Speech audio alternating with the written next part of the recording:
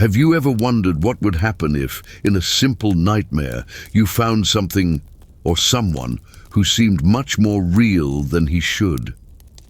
Imagine waking up in the middle of the night with your heart racing, sweating, and finding yourself with an unsettling feeling that what you saw while you slept was not just a dream, but something much closer to a supernatural reality. Sounds crazy, doesn't it? But what if that happened to you? How would you react? Lucas's story is about that. A 28-year-old who works as a software programmer in San Antonio, Texas, has never believed in urban legends or myths. For him, everything had a logical explanation, whether in the code he wrote or in the daily routines. But everything changed. On a cold night in May, when he found himself trapped in a repetitive nightmare which seemed more like a window to another world than a mere figment of his mind.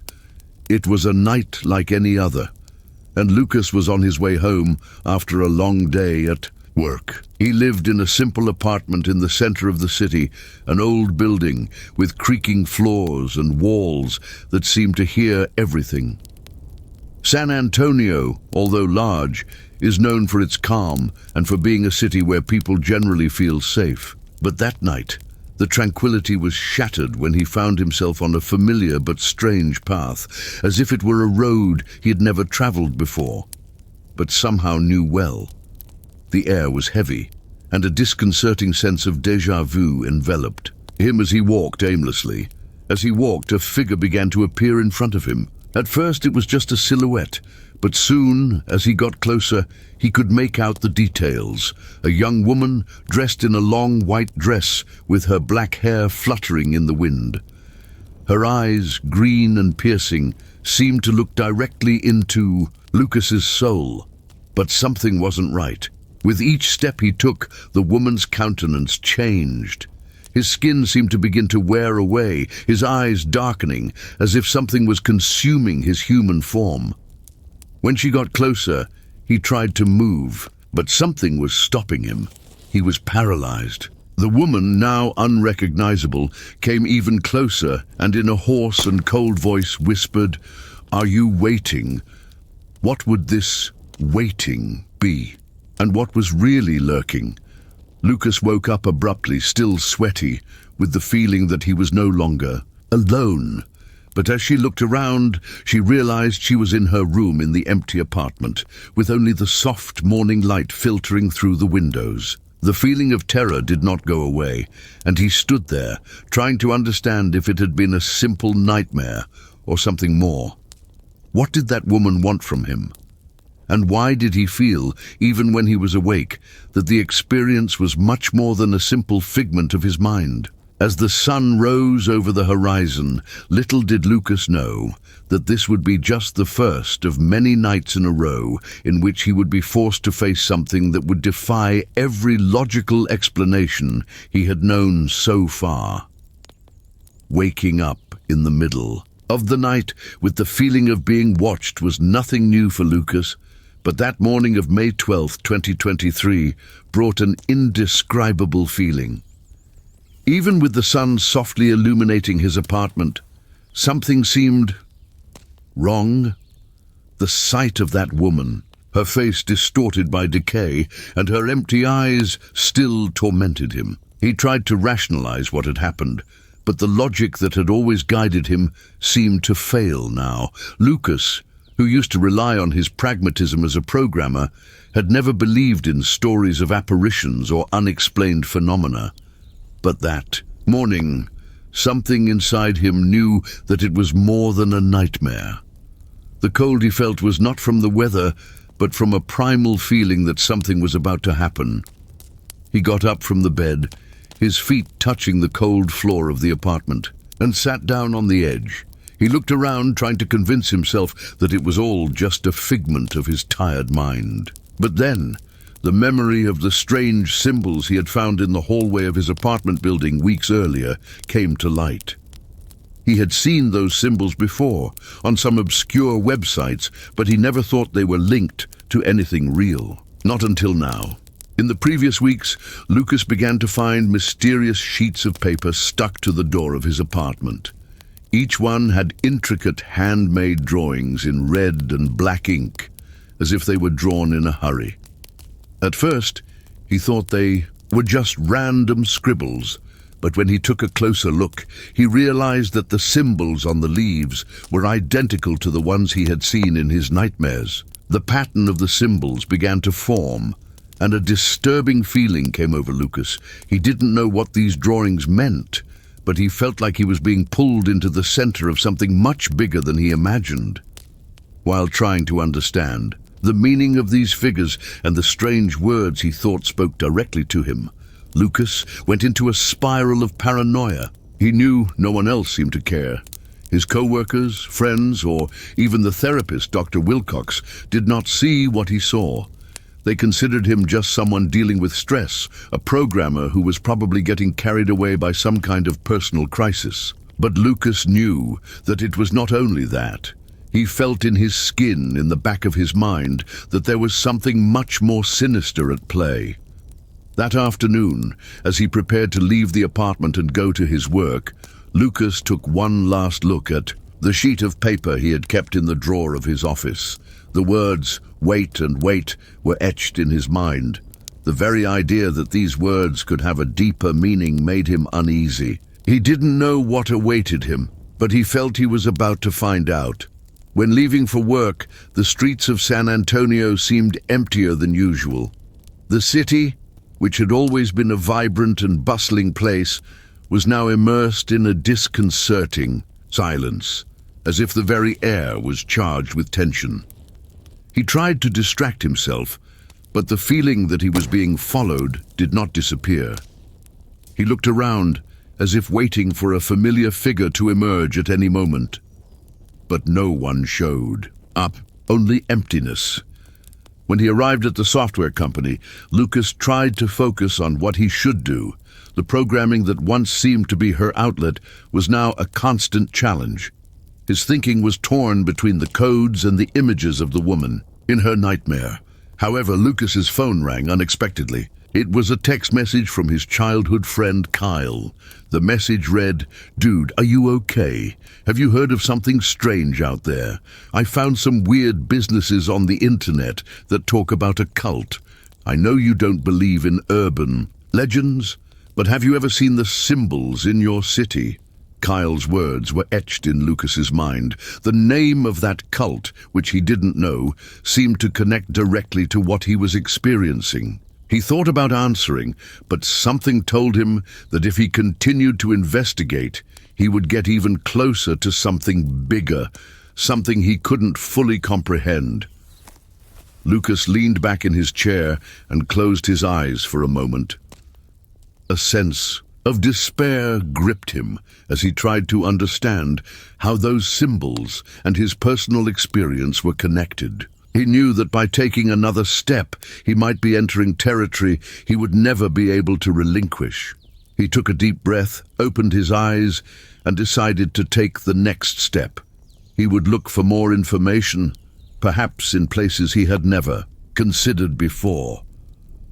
But what he didn't know was that in doing so, he was walking directly into the center of the darkness, watching him, waiting for him. And what awaited him, Lucas could not imagine. But one thing was certain, his life would never be the same. Since childhood, Lucas has always been a rational person. He always believed that anything could be explained, that everything from lines of code to the most unexpected events had a logical reason behind it. However, what was happening to him was something that was completely out of logic. He felt an irrational fear, an anxiety that seemed to have no end. This feeling was not something new, but its intensity was growing. And he knew that this fear had deeper roots than he would like to admit. Fear, in its most basic form, is a natural reaction of the human body to a perceived threat. But what happens when fear is no longer just a momentary response and begins to consume the mind? When it infiltrates in such a way that it paralyzes us, prevents us from acting clearly, makes us question what is real. The psychology of fear is complex, and Lucas was now experiencing it firsthand. Fear is closely linked to our sense of security. When it manifests, there is an activation in the brain, specifically in the amygdala, which is the region responsible for processing intense emotions such as fear. When Lucas began to feel watched, when images of this distorted woman invaded his mind repeatedly, his amygdala was activated, sending signals to his body that something was wrong. But what made it more disturbing was the lack of a tangible threat. He wasn't being physically persecuted, but the fear was still very real. Anxiety set in and began to dominate his thinking. Anxiety, on the other hand, is the fear of what may happen in the future, and it does not depend on an immediate threat. Instead, it is fueled by imagination, by anticipation of something bad. Lucas began to feel this more and more often. The sleepless nights, the tiredness that accumulated, all this contributed to the vicious cycle that settled in his mind. When he looked at the empty street or found himself alone in his apartment, the feeling of being watched took over his mind. He didn't know what was watching him, but he was sure there was something out there waiting, just waiting for the right moment to reveal itself. This combination of fear and anxiety can have devastating effects. In the long run, it can lead to emotional disturbances, such as panic disorder, where the person may feel like they are losing control, or even more serious disorders, such as post-traumatic stress disorder, PTSD. Lucas didn't know it yet, but his symptoms were intensifying. Fear was shaping their reality. He could no longer distinguish what was real from what was created by his anxious mind. The feeling of being trapped in a constant nightmare was affecting his judgment. He thought about looking for more information about the symbols and the strange events that were taking place, but his fear paralyzed him. He didn't want to find anything that confirmed his worst suspicions. The fear of finding out what was behind. All this prevented him from acting clearly. He felt like he was in a maze. Every step he took only took him further away from the exit. And as the fear grew, he felt as if the darkness was getting closer and closer, invading his mind. When Lucas was alone in his apartment, he felt a weight in the shadows that seemed to inhabit the space around him. Fear was no longer restricted to just his nightmares. Now he was present in the real world, seeping into his daily thoughts and actions. He didn't know what to expect from the future, but the future didn't seem secure anymore. It was then that one night, while trying to distract himself by watching a movie, he received a notification on his cell phone. A message from Kyle, the childhood friend, appeared on the screen. "I think I've found something else. You need to see that. I think it's closer than we think." Lucas hesitated. His anxiety began to increase again. He didn't know if he should follow Kyle's advice or if it would just take him deeper into the abyss of fear. But something inside him, a curiosity he could no longer control, pushed him forward. After all, he was already so deeply immersed in that story that there was no turning back. It was a difficult decision, but something inside him whispered that he couldn't ignore what was happening. The only thing he knew for sure was that sooner or later he would need to face what was lurking in the darkness, and what he would find he could not even imagine. The next night, Luke's restlessness reached a critical point. The anxiety that consumed him seemed to have materialized, as if the darkness itself was seeping into his mind. He could no longer shake off the images of the woman, her empty eyes, and her distorted figure. The feeling that something was watching him intensified with each passing day. Every corner he turned seemed more threatening, every shadow denser and deeper. As he tried to rest, lying in his bed, Lucas found himself again in a familiar place, but one he couldn't recognize.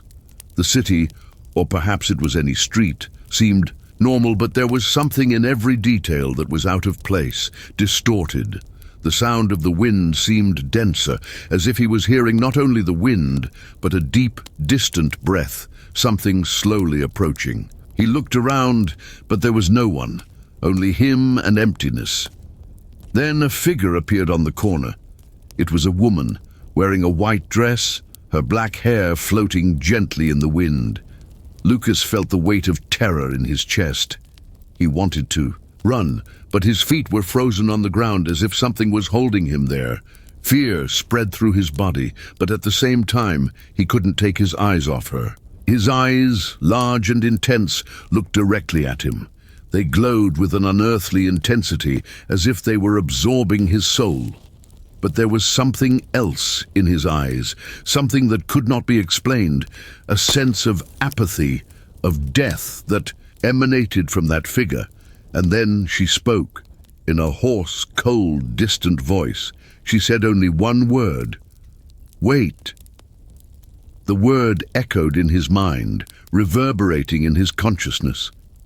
He didn't know if this was real or if he was just dreaming. But the feeling of terror was real, and the woman's voice still rang in her ears even after the vision had vanished. Lucas woke up sweating, with his body tense and his muscles sore.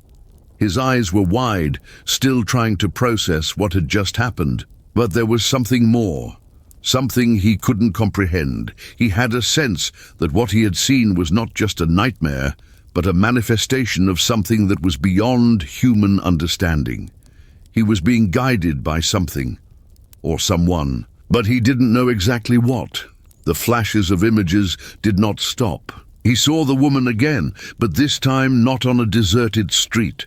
She was inside his apartment, staring at him with those empty eyes. The feeling of fear overwhelmed him instantly. He got up from the bed, shaking, and looked around.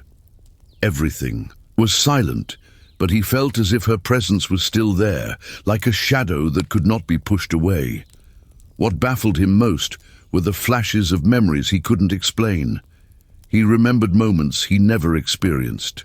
In the long run, it can lead to emotional disturbances, such as panic disorder, where the person may feel like they are losing control, or even more serious disorders, such as post-traumatic stress disorder, PTSD.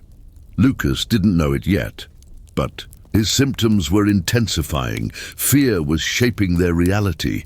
He could no longer distinguish what was real from what was created by his anxious mind. The feeling of being trapped in a constant nightmare was affecting his judgment. He thought about looking for more information about the symbols and the strange events that were taking place, but his fear paralyzed him. He didn't want to find anything that confirmed his worst suspicions. The fear of finding out what was behind. All this prevented him from acting clearly. He felt like he was in a maze. Every step he took only took him further away from the exit. And as the fear grew, he felt as if the darkness was getting closer and closer, invading his mind. When Lucas was alone in his apartment, he felt a weight in the shadows that seemed to inhabit the space around him. Fear was no longer restricted to just his nightmares. Now he was present in the real world, seeping into his daily thoughts and actions. He didn't know what to expect from the future, but the future didn't seem secure anymore. It was then that one night, while trying to distract himself by watching a movie, he received a notification on his cell phone. A message from Kyle, the childhood friend, appeared on the screen. "I think I've found something else. You need to see that. I think it's closer than we think." Lucas hesitated. His anxiety began to increase again. He didn't know if he should follow Kyle's advice or if it would just take him deeper into the abyss of fear. But something inside him, a curiosity he could no longer control, pushed him forward. After all, he was already so deeply immersed in that story that there was no turning back. It was a difficult decision, but something inside him whispered that he couldn't ignore what was happening. The only thing he knew for sure was that sooner or later he would need to face what was lurking in the darkness, and what he would find he could not even imagine. The next night, Luke's restlessness reached a critical point. The anxiety that consumed him seemed to have materialized, as if the darkness itself was seeping into his mind. He could no longer shake off the images of the woman, her empty eyes, and her distorted figure. The feeling that something was watching him intensified with each passing day. Every corner he turned seemed more threatening, every shadow denser and deeper. As he tried to rest, lying in his bed, Lucas found himself again in a familiar place, but one he couldn't recognize. The city, or perhaps it was any street, seemed normal, but there was something in every detail that was out of place, distorted. The sound of the wind seemed denser, as if he was hearing not only the wind, but a deep, distant breath, something slowly approaching. He looked around, but there was no one, only him and emptiness. Then a figure appeared on the corner. It was a woman, wearing a white dress, her black hair floating gently in the wind. Lucas felt the weight of terror in his chest. He wanted to run, but his feet were frozen on the ground as if something was holding him there. Fear spread through his body, but at the same time, he couldn't take his eyes off her. His eyes, large and intense, looked directly at him. They glowed with an unearthly intensity, as if they were absorbing his soul. But there was something else in his eyes, something that could not be explained, a sense of apathy, of death that emanated from that figure. And then she spoke, in a hoarse, cold, distant voice. She said only one word: "Wait." The word echoed in his mind, reverberating in his consciousness. He didn't know if this was real or if he was just dreaming, but the feeling of terror was real, and the woman's voice still rang in her ears even after the vision had vanished. Lucas woke up sweating, with his body tense and his muscles sore. His eyes were wide, still trying to process what had just happened. But there was something more, something he couldn't comprehend. He had a sense that what he had seen was not just a nightmare, but a manifestation of something that was beyond human understanding. He was being guided by something, or someone, but he didn't know exactly what. The flashes of images did not stop. He saw the woman again, but this time not on a deserted street. She was inside his apartment, staring at him with those empty eyes. The feeling of fear overwhelmed him instantly. He got up from the bed, shaking, and looked around. Everything was silent, but he felt as if her presence was still there, like a shadow that could not be pushed away. What baffled him most were the flashes of memories he couldn't explain. He remembered moments he never experienced. This could not be real, but at the same time, he felt that he was more and more trapped inside this nightmare that extended into his daily life. Worst of all, Luke began to understand that perhaps there was no longer a clear line between what was real and what was not. He was being consumed by his own mind, distorted by anxiety and fear, but there was also something deeper, something supernatural that he couldn't comprehend. Each time he tried to understand what was happening, he found himself more lost. The feeling that he was trapped in a cycle of inescapable events became stronger. Reality was fragmenting, and Lucas felt that he was being dragged into an abyss from which he could not get out. He needed to find answers, but a part of himself feared what he might discover. What was he really waiting for? And who was the figure who watched him? There was no more room for doubt. He needed to face the truth. No matter how terrifying it was, that feeling of being watched did not dissipate. Lucas found himself at a point of no return. He could no longer distinguish what was real and what was the fruit of his mind. As the days passed, he sank deeper into the feeling that something sinister was about to happen. And worst of all, he didn't know if he could stop it. The city around him, which had once seemed so familiar, now became a prison of shadows and mysteries. The streets of San Antonio, with their old buildings and quiet corners, seemed to hide something that he could not see. but that he felt with an incomparable intensity. It was as if the city had changed.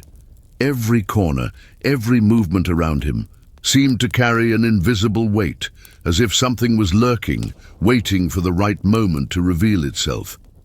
Lucas felt the air thicker, as if the atmosphere was charged with an energy charged with fear. It was not just the fear of the night, or nightmares, but a palpable presence, something that surrounded him all the time, getting closer and closer. He was no longer alone. Something was watching him. His search for answers has led him to places he never imagined he would frequent. After another night of insomnia, Lucas decided to follow a lead he had found in Kyle's documents. His friend's message about the cult and the mysterious symbols led him to an old abandoned warehouse on the outskirts of town. The site was marked with signs of deterioration, its facade covered in dirt and graffiti. But something about that place told him he was on the right track. Upon entering the building, Lucas was enveloped by a feeling of claustrophobia. The smell of mold and decay invaded his nostrils, and every step he took echoed in the emptiness around him. The shadows danced on the walls, as if the darkness itself were alive, ready to swallow everything that stood in its way. He looked around, trying to process what was happening. The visions had become more intense, but now he didn't know if they were coming from his mind or if the surrounding environment was altering his perception. At the back of the warehouse, he found something that made him stop. A circle of esoteric symbols was drawn on the ground, with melted candles around it. The center of the circle was marked with a series of strange symbols, the same ones he had seen on the sheets of paper. The sense of terror reached its peak. He knew that this was not a simple joke of some fanatic. The energy of that place was unlike anything he had ever felt. He felt as if this ritual or cult was more than an old-fashioned tradition. There was something darker, something more visceral. Lucas tried to shake off the feeling of panic that was forming in his chest, but it was in vain. As he watched the circle, a figure emerged from the shadows, slowly moving towards him.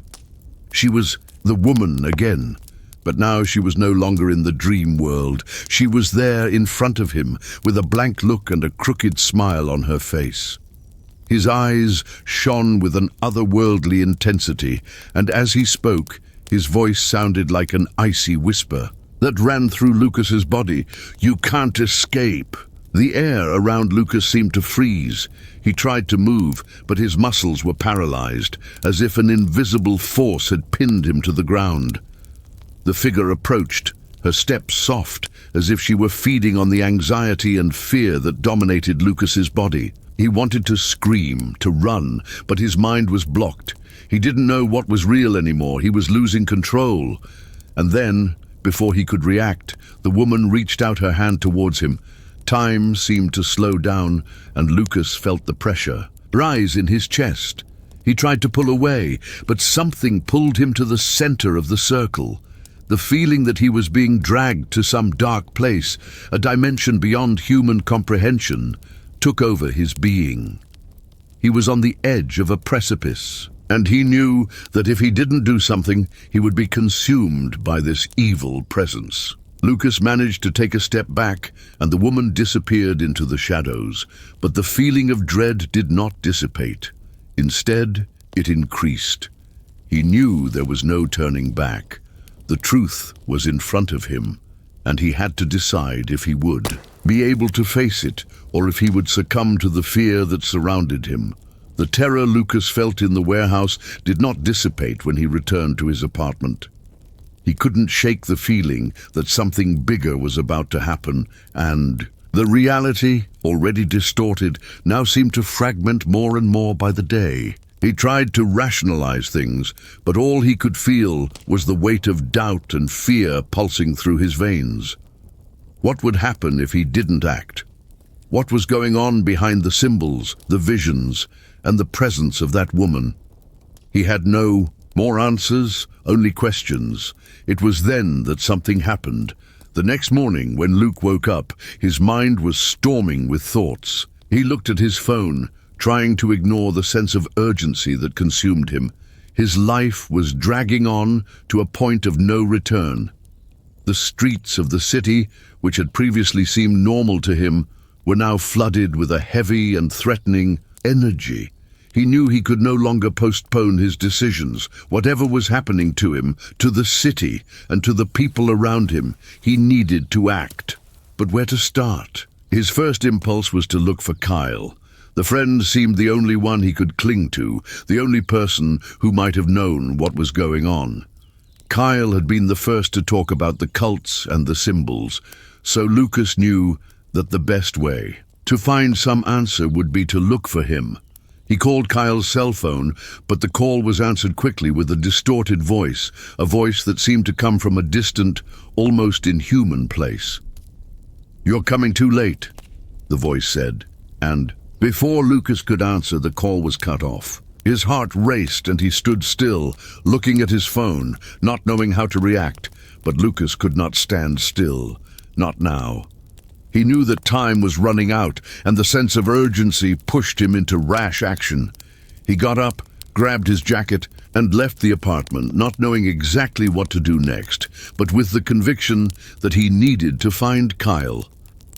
The street was quieter than ever. The grey sky seemed to overload the weight of the environment, making everything even more tense. Every step Lucas took seemed to weigh heavier. Arriving at the place where Kyle lived, Lucas knocked on the door hard, his body tense, his mind on high alert. The door slowly opened, and when Lucas finally found Kyle, he was different. His eyes were empty, as if life had been drained from him. He was pale, his movements slow and uncoordinated. Lucas, worried, tried to ask what had happened, but Kyle didn't seem to recognize his friend. He just shook his head and whispered rambling words, his voice weak and distorted. Before Lucas could try to understand, Kyle took a step back, his expression nondescript. He seemed terrified and at the same time distant, as if he was being controlled by something bigger than himself. "There's no more time," Kyle whispered, his voice filled with panic. "They come for all of us." Those words cut Lucas like a sharp blade. He didn't know what that meant, but he felt the fear and tension intensify. Something was about to happen, and he knew instinctively that he could no longer ignore the signs. He needed to act, and now. Lucas looked at Kyle, and before he could understand what was happening, his friend quickly walked away, disappearing into the darkness of the house. Without thinking, Lucas entered. He knew the decisive moment was coming. When the interior of the house was revealed, he was faced with a surreal scene, a series of symbols scattered across the walls and floor, and a sense of presence that hung in the air. He was being guided into something he could not comprehend, but which he now felt clearly. The mysteries were unraveling, and he was right in the center of them. He moved forward, determined, feeling the weight of the truth about to reveal itself. But what he didn't know was that the moment he entered, he was being watched. Something, or someone, was waiting for him, and he would finally realize that his fate had been sealed from the first step he took in that city. Kyle's house was shrouded in disconcerting silence. Lucas felt the pressure increase with each step he took inward. The tension in the air was palpable, as if something was about to break. He looked around, trying to find any sign of Kyle, but what he saw didn't make sense. The walls, covered with strange symbols, seemed to be alive, pulsing in a way he couldn't understand. The dim light from the lamps hanging from the ceiling cast distorted shadows, creating shapes that seemed to move on their own. Lucas felt a chill down his spine, but he couldn't turn back. He needed to understand what was happening. With each step he took, the feeling of being watched intensified. The air seemed to get denser, heavier. He was being dragged into the center of that nightmare, and somehow knew it was far beyond any logical explanation. Fear was no longer just psychological. Now, he felt a true, tangible presence, as if something was approaching him. Something he couldn't see, but that was very close, waiting for the right moment to reveal itself. At the back of the house, Lucas found a door that he didn't remember seeing before. The doorknob was covered in a layer of dirt and dust, as if no one had touched it in a long time. He hesitated for a moment, but then a voice echoed in his mind.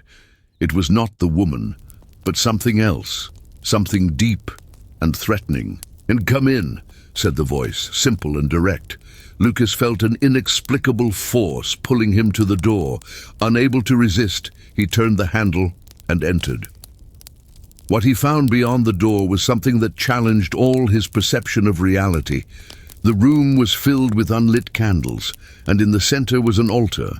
The altar was covered with a dark cover, and on it an ancient book lay open, its pages yellowed by time.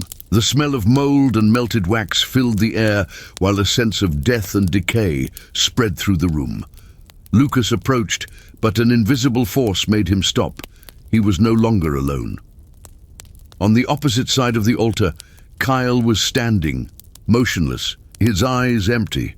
He looked like a lifeless puppet, his movements rigid, as if he were being controlled by something bigger. "Kyle?" Lucas asked, his voice cracking as he took a step forward. But Kyle didn't respond. He just looked at Lucas with a crooked smile, which looked more like a mask of pain than a genuine expression. Before Lucas could react, the atmosphere in the room transformed. The air became heavy, almost unbearable, and a shadow formed on the wall, beginning to move. Lucas looked back and saw a figure materializing in the center of the room. It was a gigantic, distorted presence, formed by shadows that intertwined and unraveled as if it were constantly changing.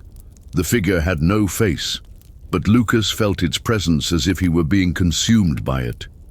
He tried to move, but his feet were glued to the ground, paralyzed by the force of the energy emanating from the creature. The woman's voice echoed again, but this time it wasn't just a whisper. "You're waiting, Lucas," she said, her voice resounding in her mind, like a cry that couldn't be ignored. "Everything you see is an illusion. You're just a piece in the game." Luke, with his heart racing, felt the truth of his words. He was no longer just dealing with his own anxieties. Something much bigger was behind it all, something that controlled his destiny. The shadow figure moved forward, and Lucas felt a wave of dread wash over his body. He didn't know how, but he knew he needed to fight. Even though his mind was in pieces, he couldn't surrender to that entity. The fear he felt was no longer just psychological. It was a tangible force that crushed him, that dragged him into the darkness. He would need to use all his strength to face it, not as a programmer trying to crack codes, but as a human being fighting for his life. He took a deep breath and, with a superhuman effort, managed to move a finger. The movement was small, but it was enough to break the paralysis that consumed him. The creature in the shadows growled, sensing the challenge. Luke knew he couldn't overcome it alone. But what else could he do but face what lay ahead of him? Lucas felt as if the world was disintegrating around him. The room where he was, once oppressive, now seemed to be changing by the second. The air was charged with a sense of distortion, as if the walls were moving smoothly, contracting and expanding at a pace he couldn't understand.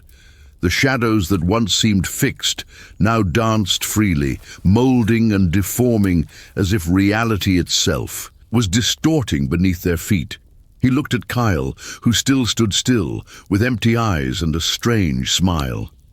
The sight of his friend, so distant and inhuman, left him speechless.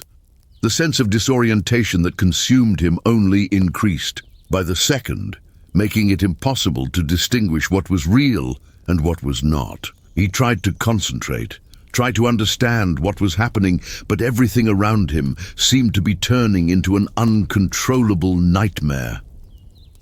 When Lucas tried to take a step towards Kyle, something inexplicable happened. The space around him seemed to distort.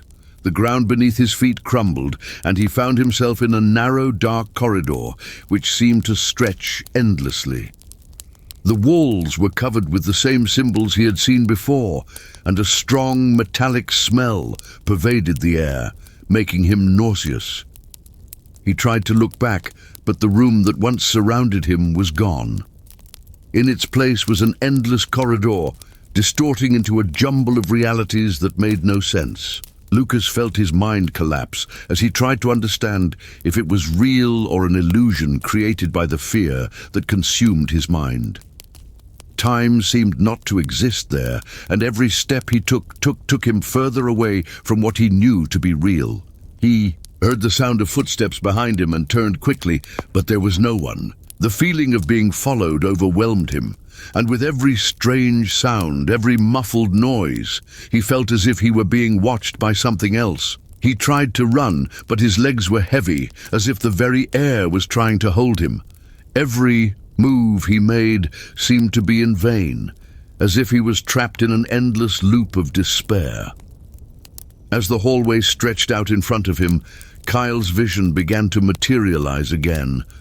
But it wasn't the Kyle Lucas knew. The figure approaching him now was a distorted version, as if reality was unraveling and recreating everything around him.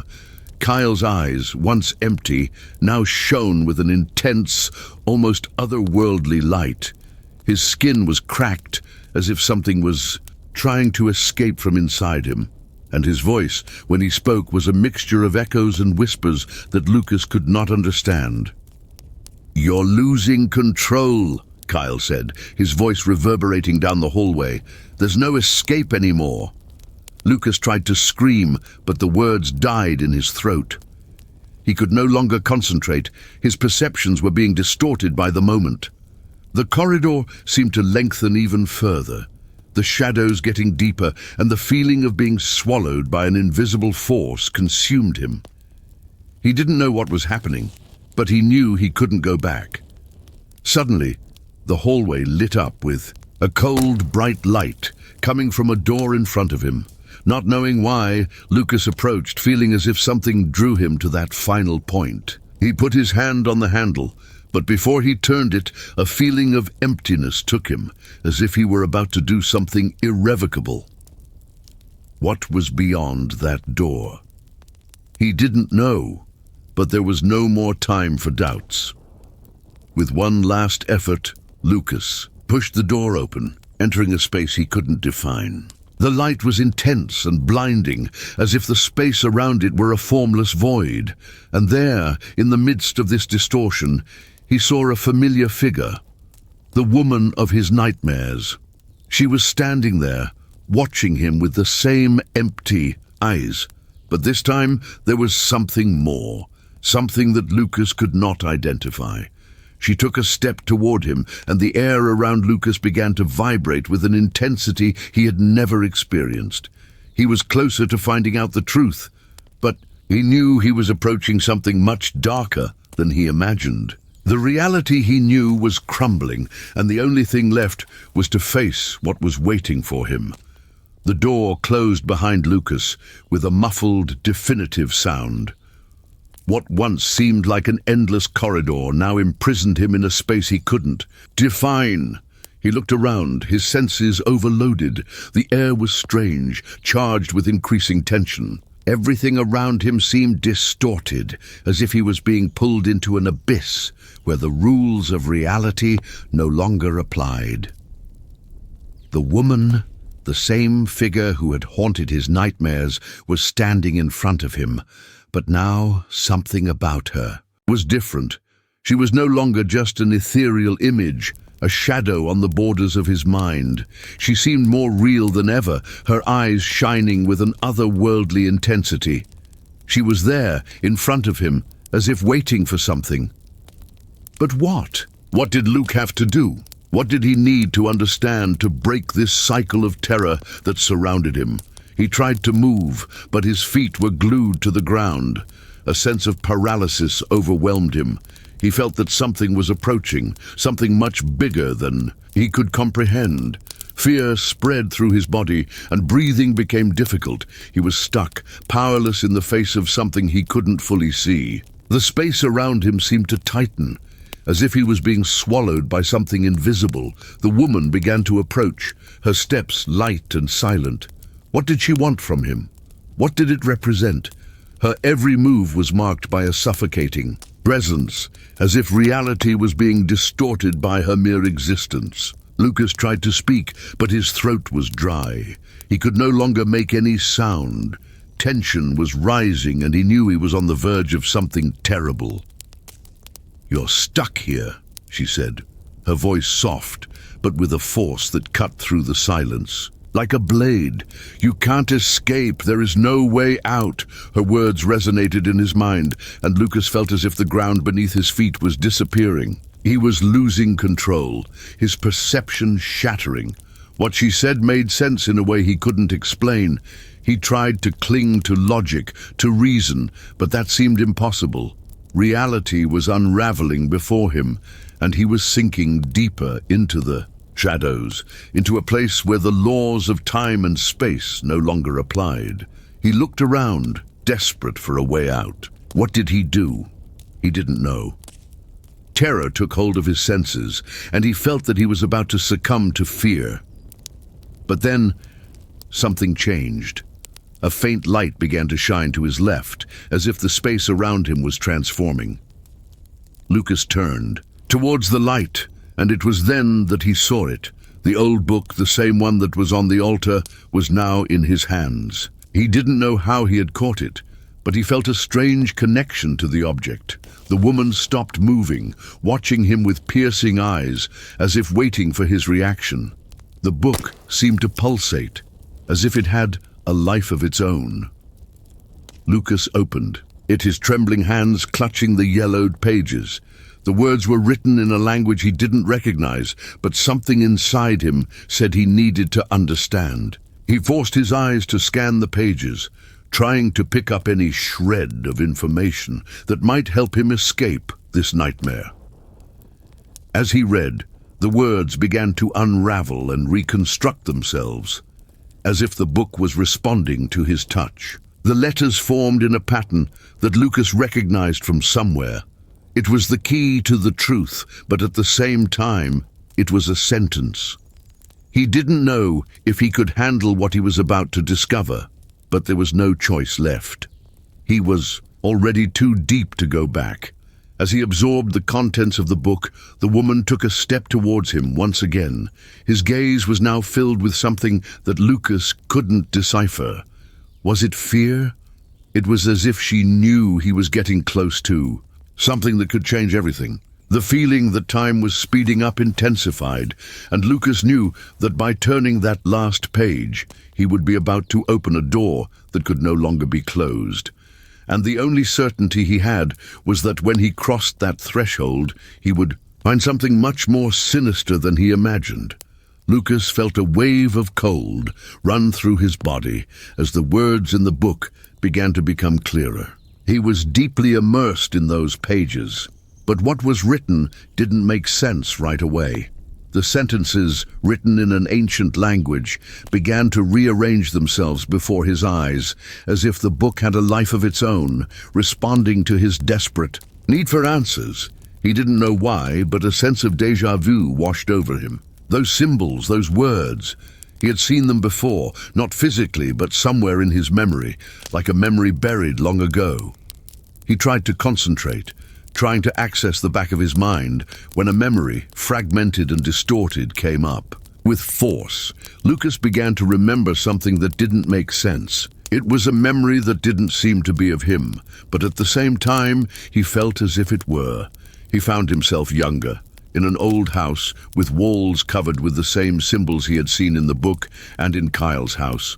There, he was with a woman, not the same figure that haunted him in his nightmares, but someone familiar whose piercing eyes seemed to look directly at him. The connection between them was undeniable, but at the same time, the feeling of strangeness was overwhelming. Who was that woman? And why were their memories being distorted in this way? She looked at him with a kind of regret, as if she knew something he couldn't understand. "You need to understand, Lucas. What you carry inside you. It's older than you might think," she whispered.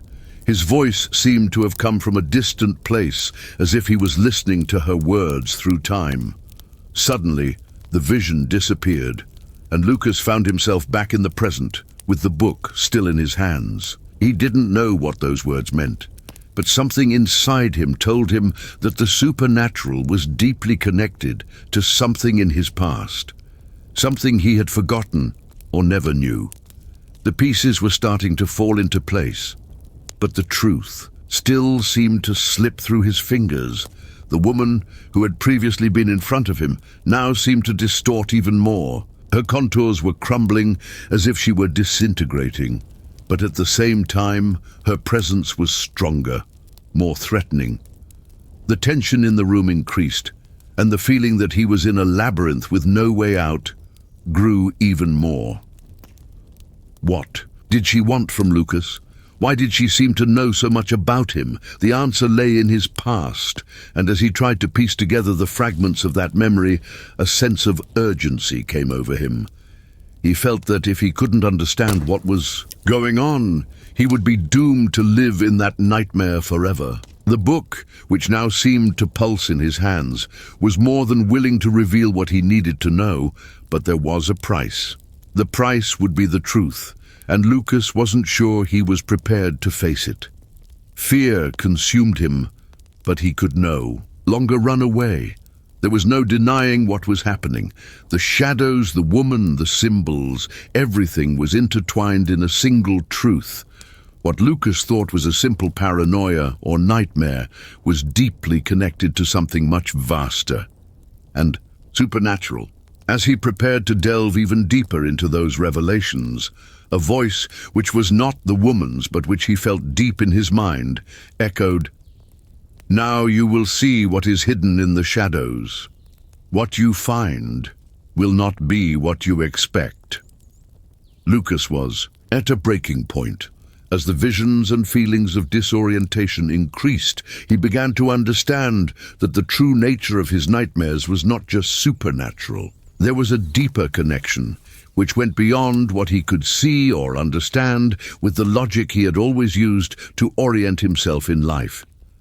The fragments of memory that were now emerging did not seem random. They were connected to something inside him, something psychological. It was as if the terror he was experiencing was a manifestation of something buried much deeper in his psyche. He tried to rationalize what was happening, but anxiety and fear began to intertwine with his own identity. He began to realize that he was being consumed not only by an external force, but also by his own mind, unable to distinguish what was real and what he was projecting into his perception. And like anyone who has faced deep emotional despair, he felt isolated, unable to connect with the people around him. But more than that, he realized that isolation was not something he had chosen. He was forced to confront the fact that the human mind is capable of constructing alternate realities to deal with fear, and sometimes these fears can become more real than everyday life itself. That night, he thought about what Dr. Wilcox, his therapist, had said in one of his consultations. "Fear is not something to be feared, Lucas. He is a reflection of something inside us that we need to understand." Although the therapist's words had been spoken in a more technical context, they began to make sense on a deeper level. He was dealing with more than just a simple psychological disorder. He was facing an internal struggle, where his past experiences were being rewritten by his own mind, twisted until they were unrecognizable. But what he didn't know was that this struggle was not only happening inside him, but was also reflected in the world around him. It was impossible to ignore the way events were connecting. The fear that consumed him was beginning to mix with his own identity. He felt as if he was losing control of who he was, as if his perception of reality was being manipulated. And the figure of the woman who appeared repeatedly in his nightmares seemed to be the catalyst for the psychological crisis he was experiencing. But she wasn't just a figure of terror. She was a reflection of something much deeper in his own mind, something he still couldn't fully comprehend. The shadows he saw, the distortions on the walls, all of that was part of the same psychological process that was consuming him. He could no longer separate what was real from what was not. And more importantly, he began to understand that his perception of reality was not just an emotional response to fear, but a construct of his own mind, trying to cope with unresolved traumas and anxieties. This realization brought more fear. How could he escape something that was so intrinsic to his own psyche? How could he free himself from this internal prison that now seemed more immense and oppressive than any supernatural threat? Lucas was beginning to realize that perhaps the greatest enemy he faced was not the woman or the cult or the symbols, but his own mind, out of control and confused. With the light of the book still shining in his hands, he felt a surge of clarity. He knew that in order to continue, he would need to face this distorted reality head-on.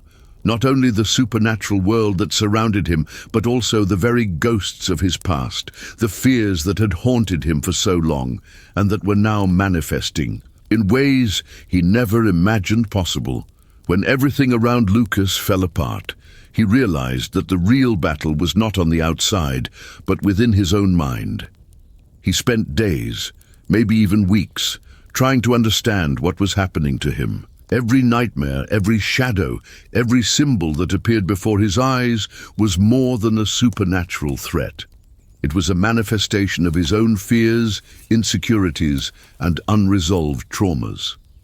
What he perceived as a struggle against outside forces was actually a struggle to deal with what he had buried inside him for so long. The woman, that enigmatic figure that haunted him, was not just a supernatural being. It represented something deeper, a part of himself, a distorted version of his own psyche, reflecting his worst fears and the parts of himself he had tried to forget. As the pieces of the puzzle fell into place, Luke understood that the true nature of evil lay not in unseen forces or dark cults, but in the very fragility of the human mind.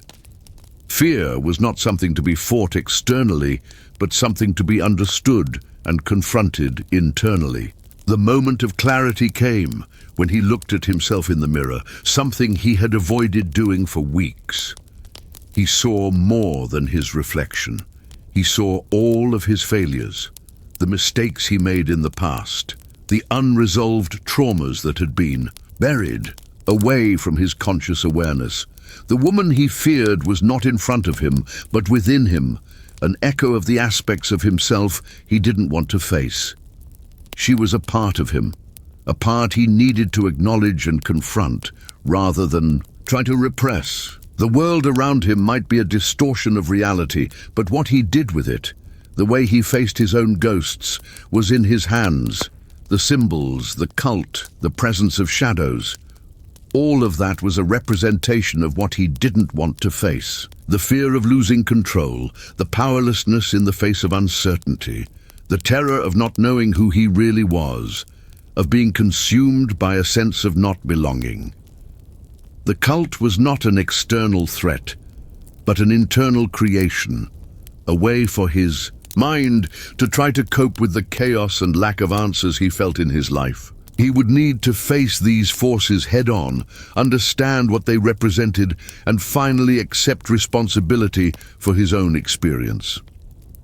Now Lucas understood that the fight was no longer just against the monsters he saw in his nightmares, or the supernatural forces that were chasing him.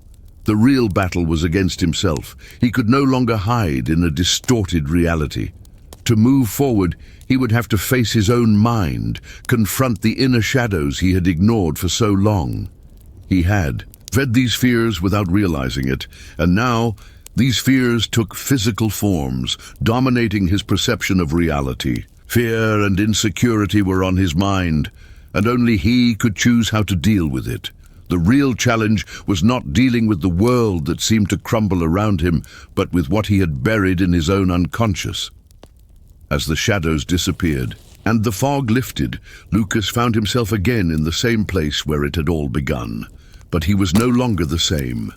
He knew now that the terror he lived in could not be controlled with logic or ignored. He needed to learn to confront what was inside him, the unrevealed truth that manifested itself in the form of his nightmares. He would no longer be a slave to his fears. He had freed himself, at least for the time being, from the invisible chains that held him prisoner of his own mind. The woman who had once terrified him was now distant. She had not disappeared, but her presence had diminished. He knew she would stay there, but he was no longer the same Lucas who feared her. He now understood that, in the end, the greatest adversary was not an external force, but his own mind and the way he chose to see the world around him. He knew that the battle would never have a definitive end.